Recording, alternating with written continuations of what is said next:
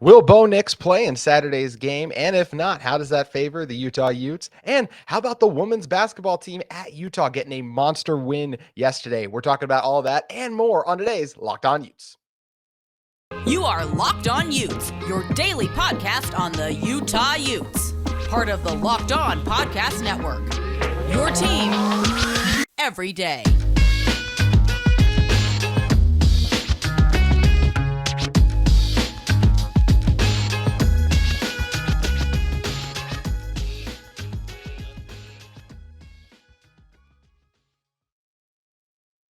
Hello, everyone, and thank you for making Locked On Utes your first listen every single day. We are available on all platforms, including YouTube. And speaking of YouTube, I want to thank you guys for helping us to reach over 600 subscribers. Your guys' support means a lot to me and everyone at the Locked On Network, so we greatly appreciate it. Love interacting with you guys in the YouTube comments and on social media at JT Wistrcill or at Locked On Utes. Today's episode is brought to you by Underdog Fantasy.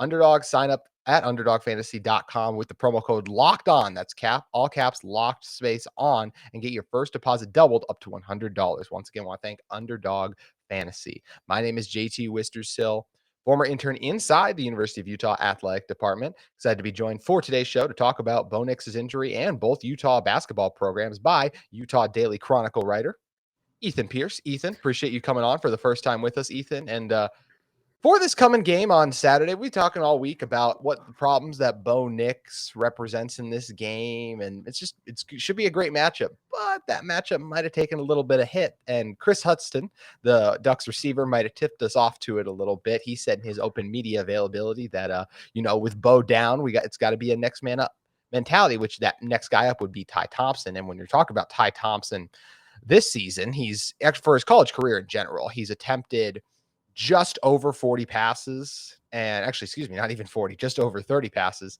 And he's thrown 3 interceptions overall. So he's more of a guy that you're going to probably see try to use his legs more than his arm. And he's only a freshman, had his redshirt year last year, but didn't play in more than 4 games. So it still counts. So I'm not really worried about what Ty Thompson represents, but I'm also willing to say this. And the Utah football team is going to continue to prepare for Bo Nix, because just because a player slips up in a press conference doesn't mean anything. I don't even know how much he was listening to the reporter's question, Ethan, considering he basically said, yeah, I think an injury on Saturday. It seemed like one of those, like, kind of checked out, like just teacher talking, and you're just like, yes, sir. Yep.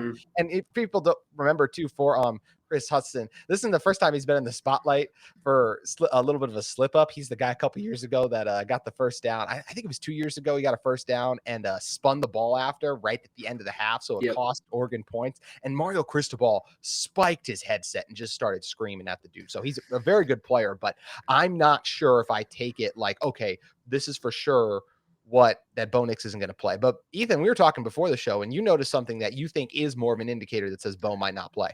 Definitely. Since that clip came out yesterday, we have had a lot of movement on the Vegas betting line for this game. I believe it was at Oregon by 3 a couple of days ago earlier in the week, and now we are sitting at Utah by 2. So that's a big 5-point swing and maybe indicative of what Vegas feels like is going to happen regarding Bo Nix. Yeah, it definitely feels that way. And if Bo doesn't play, I already talked about, look, I'm not a big Ty Thompson fan. Look, I think Utah is going to win. And the fact that the line is shifting means more to me. So if you're the Utah football team, you for sure still prepare for Bo Nix. Seeing the line shifting makes me question a little bit. I think if I still had to be like, is he going to play? Is he not? I don't know. I still feel like Bo's going to go out there and try to tough it out. It's just a gut feeling I have. I just feel like he's such a competitive guy, such a warrior. But the nature of the slip up and the line moving makes me question that. Ethan, do you think we'll see Bo? I don't. I think Vegas knows all. Yes, they do. They always are on top of things. They're not going to let themselves be losing a ton of money. So the fact that the line has moved this much in such a short amount of time is telling me that they know something that we might not know. And it looks like Bo Nix is not going to play. So that's where I put my money. Yeah, last time we saw Utah go on the road, it was at Washington State. Utah was the one who had to use a backup quarterback, and that was Bryson Barnes. He performed exceptionally well, and this time they'll be going on the road, and they'll be the ones who might be lucking out and able to face a backup quarterback at Eugene, so that would really favor the Utes. And Ethan, just talking about this game a little bit more, I've been talking all week about how I think Cam Rising is in for a huge game. If you just look at this Oregon secondary, it's the weakness of this Oregon team in general, honestly, and even this Oregon pass rush is it's fine. It's nothing to write home about. Look, BJ Johnson does a good job, but outside of him, I really think Utah will be able to hold up. And even on him, I think they'll be able to hold up. So I do expect Cam Rising to have a big game. And I think the other guy I've been talking about a lot having a big game is Devon Vele.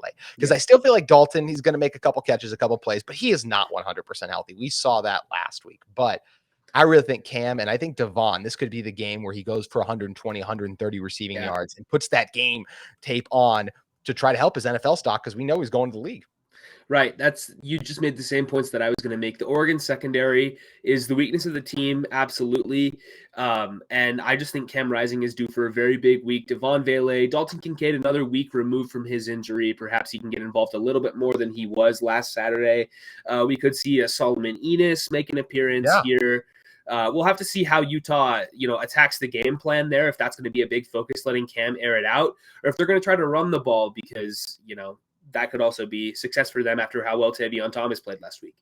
Yeah, Tavion was really good last week, and that is going to be a fun battle because I feel like this Utah offensive line is building that confidence, but Oregon gives up just over 100 yards on the ground. So one of those has got to give, and I feel like if Utah can really get the explosive offense going, I expect the first play of the game to be a quick, simple pass to be able to get Cam kind of settled in and comfortable, because that's kind of been the trend for Utah against Arizona and Stanford, where those slow offensive starts, and that's not something you want to have happen in Eugene. I think you want to get off to a fast start, maybe make Ty Thompson feel like he has to step up and make a couple of those plays if he is the one who goes out there. Or let's say it's Bo Nix and it's not 100% Bo Nix, then he's going to make some turnovers too. So I feel good about the Utes on offense in this one. And then looking at the defensive side of the ball, defensively, who do I feel like's in for a big game?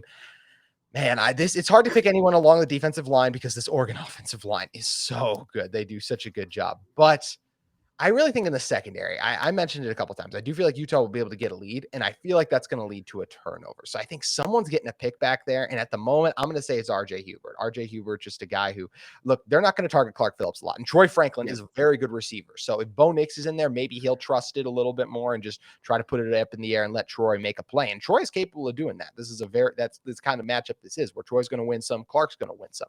But I feel like RJ Hubert's going to catch Ty looking, someone make a mistake one time, and he's going to be the one to get the big interception in this one. So I'm going to go RJ Hubert in this one. And I think Corene Reed's also going to have a nice game. Feels like he's due for another good game. Absolutely. I think that we could definitely see an interception. From my point of view, I think Oregon's going to run the ball a lot, regardless of who the quarterback is, because if it's a limited Bo Nix or if it's Ty Thompson, I think they're just going to be, they're going to be trying to pound it on the ground. So you could potentially see someone from the defensive line or maybe one of the linebackers having a big game. I like Cole Bishop in this one. He's been playing great all season long. And I really think that he can make a big impact here. Yeah, it definitely feels that way, that Cole is another guy who could get it done. I mean, there's so many guys for this Utah defense that they have been playing well as of late that leaves you feeling good about them. So it's going to be fun to see if the Utes can get it done. Ethan, if you had to predict it, which way would you go with this one? I'm going Utah. I think they're going to be able to go on the road. They've been playing better recently. Go on the road against the backup quarterback most likely and pull off a really big win. They've had Oregon's number recently, so I think we'll see Utah play a really locked in, a full game of football and come out with a win. Yeah, I definitely feel the same way about Utah winning, and we're going to talk about how we feel about the spread later on in the show. But first, want to talk to you guys about Underdog Fantasy. Guys, this episode is brought to you by Underdog Fantasy, the easiest place to spice up your college football season. It's super easy to get started and easy to play while you're watching your favorite teams play, or just the biggest team, or just the biggest games of the week.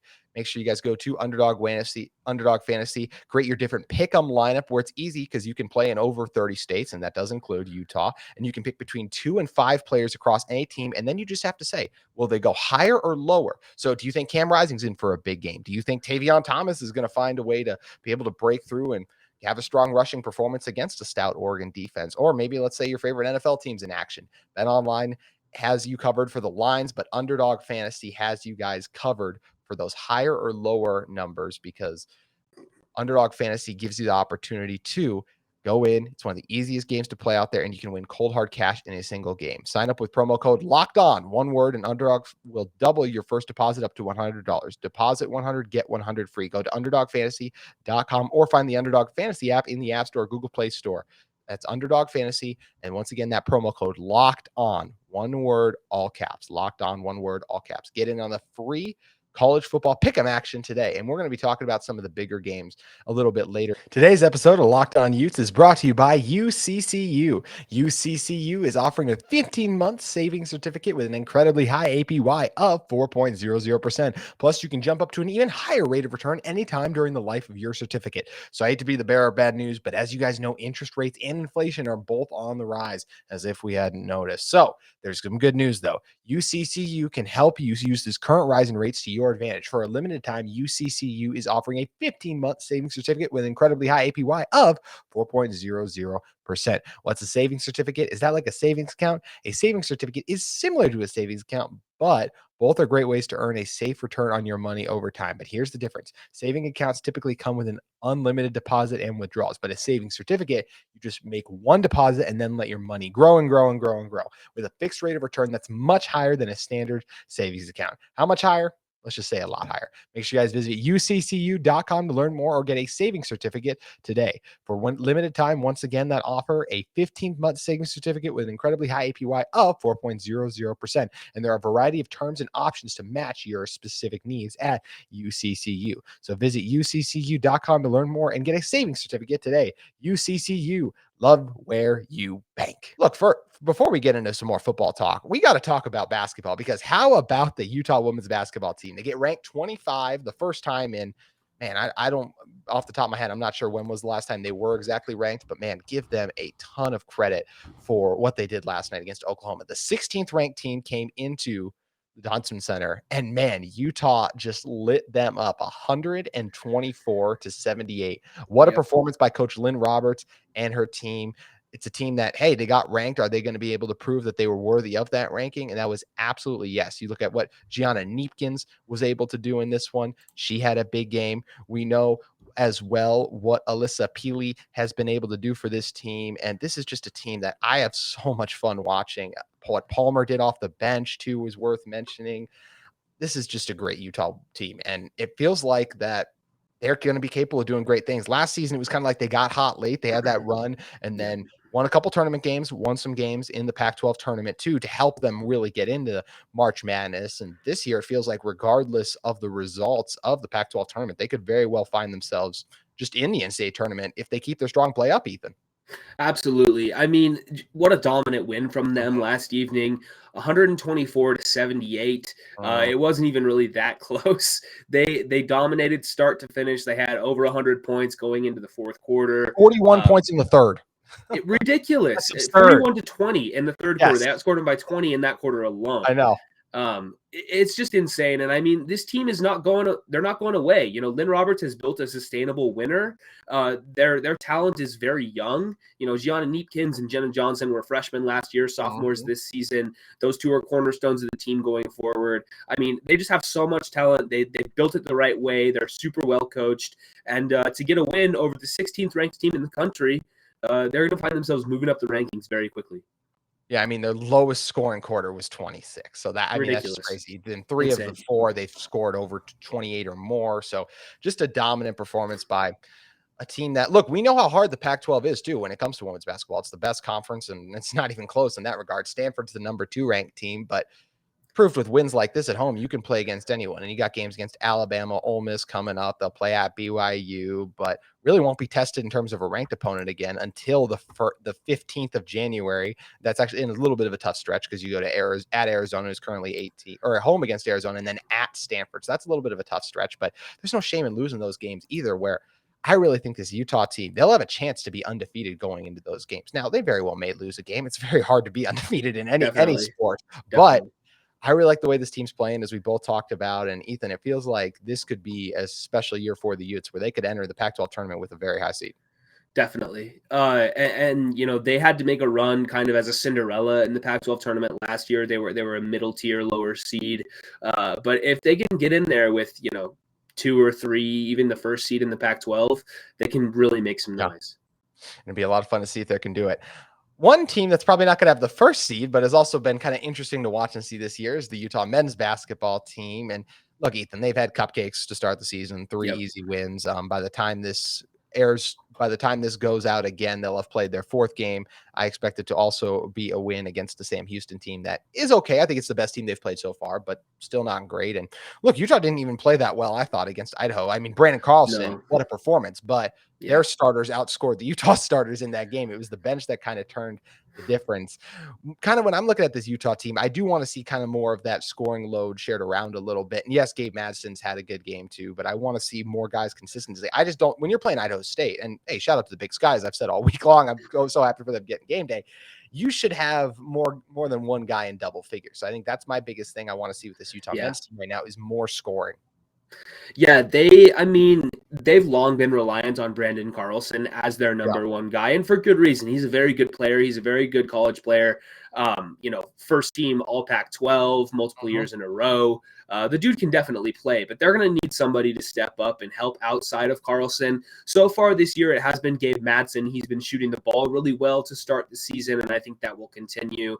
But they just need some other people to really step up and carry some of the load, especially if Brandon Carlson has an off game. They're going to need somebody else to really step up, and I just don't know if they really have that next guy. Mm-hmm. Yeah, and that's what's going to have. That's what's nice about it being such a long season too, is someone is going to have that opportunity to step up, and they're going to need to. And for this Utah team, what would you define as a success for the men's basketball team for this season? For me, it's going to the tournament, and I would like to see them win a game. We don't know what that's going to look like, how it's all going to shake out. It might be a tall task. Either way, I think we leave this season more excited than we were after the end of the last because of guys like Will Exact, Kieba, what he's been able to do. But how would you define a successful season for this team? They just have to be better than they were last season. I think as long as you're improving, it's only 11 wins, so we probably I know. better do that. It's a low bar, but they just have to improve. I mean, they were picked preseason to be the 10th team in the Pac-12. I think they can realistically get that up to maybe 7th or 8th in the conference. There's a lot of good teams in the Pac-12. It's really tight in the middle of the conference, but I think that they have the talent on the roster to potentially significantly improve from last year. And like you mentioned with Kebakita and Will Exact, they've got a lot of young talent as well. And those two in particular are guys that I'm really excited about moving forward. I think they both have a ton of potential. And so if they can start to put it together as the season goes along, I think you could see Utah winning some more games.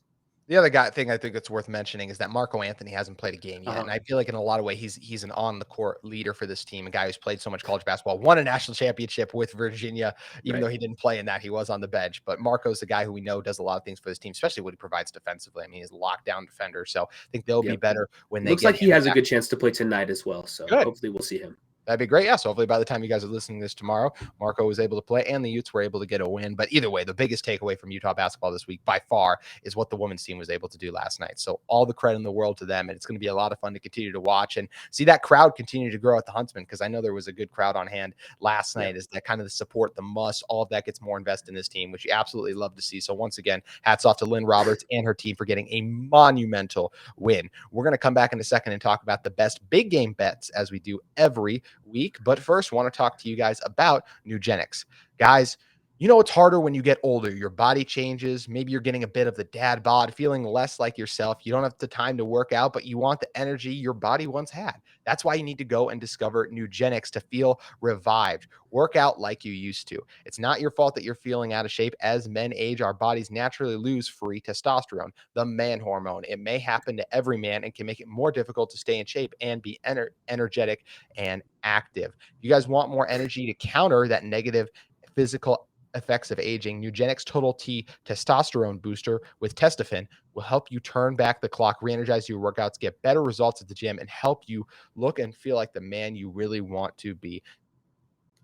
Nugenics Total T contains man-boosting key ingredients and validated in 5 clinical studies shown to boost free testosterone levels in men. With Nugenics Total T, that's the #1 selling testosterone booster at GNC, and Nugenics Total T can help re-energize your life and help you get the powerful, confident, good-looking warrior you used to be.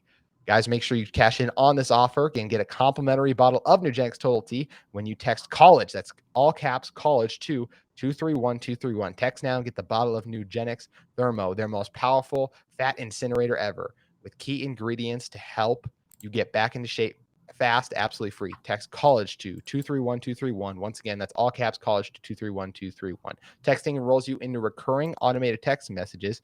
Consent not required to purchase. Message and data rates may apply. So make sure you guys head over to Nugenics.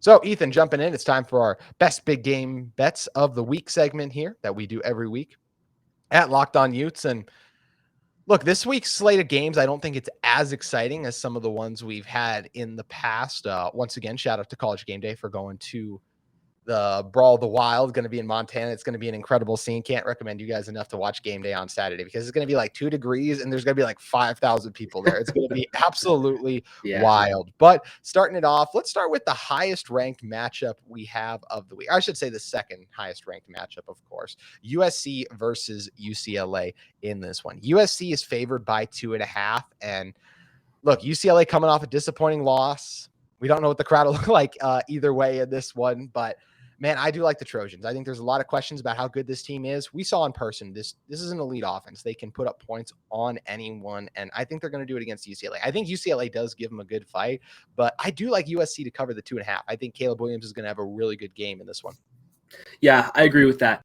This is technically a road game for USC, but, both in Los Angeles, I think we'll see a big Trojan crowd at the Rose Bowl. So we should see a big, high-powered USC offense. They're still playing for something. They're playing for, potentially a college football playoff berth still. It's still on the table for them. And, if they can beat UCLA, that'll go a long way towards getting there. Same time, every game day.